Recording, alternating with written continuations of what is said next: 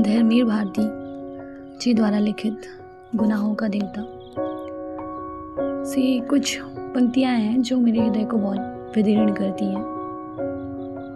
कुछ इस तरह से हैं। सुधा का पत्र। चंदर, एक बात कहूं, अगर बुरा ना मानो तो आज शादी के 6 महीने बाद भी मैं यही कहूंगी, चंदर, कि तुमने अच्छा नहीं किया। मेरी आत्मा सिर्फ तुम्हारे लिए बनी थी।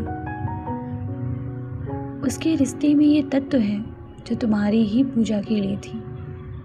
तुमने मुझे दूर फेंक दिया, लेकिन इस दूरी के अंधेरे में भी मैं जन्म जन्मांतर तक भटकती हुई सिर्फ तुम्ही को ढूंढूंगी। इतना प्यार रखना, और इस बार अगर तुम मिल गए तो जिंदगी की कोई ताकत, कोई आदर्श, कोई सिद्धांत, कोई प्रवचन मुझे तुमसे अलग नहीं कर सकेगा।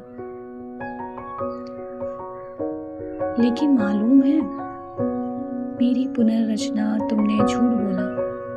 तुम्हारा झूठ है कि तुमने आत्मा की सच्ची पूजा नहीं की। तुम झूठे हो चंदर, झूठे हो तुम।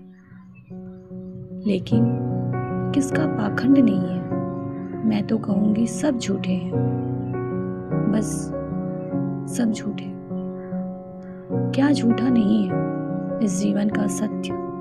खुद यही आत्मा और आत्मा का अंतःकरण कहो या मंदिर कहो, इसी से तो सारी पूजा निकलती है। पूजा किसकी? किसकी पूजा? इस ब्रह्म जगत की सारी सृष्टि स्वयं हम प्रत्यक्ष होंगे, और मैं अदृश्य चिंगारी की तरह असीम आकाश में तड़पती हुई अंधेरे की हर परत से टकराती रहूंगी। न जाने कब तक के लिए ज्यों दूरी बढ़ती जा रही है, त्यों पूजा की प्यास बढ़ती जा रही है।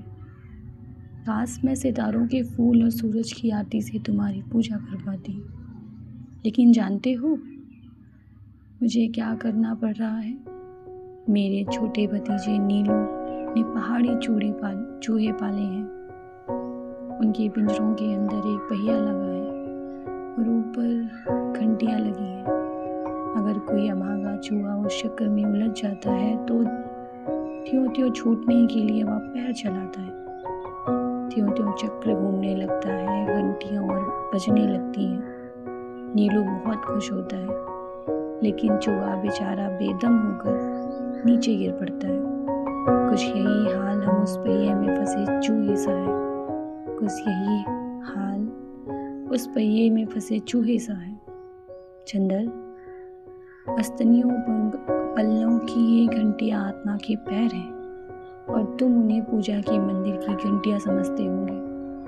लेकिन खैर, इतनी प्रार्थना है चंदर कि अब थक कर जल्दी ही गिर जाए।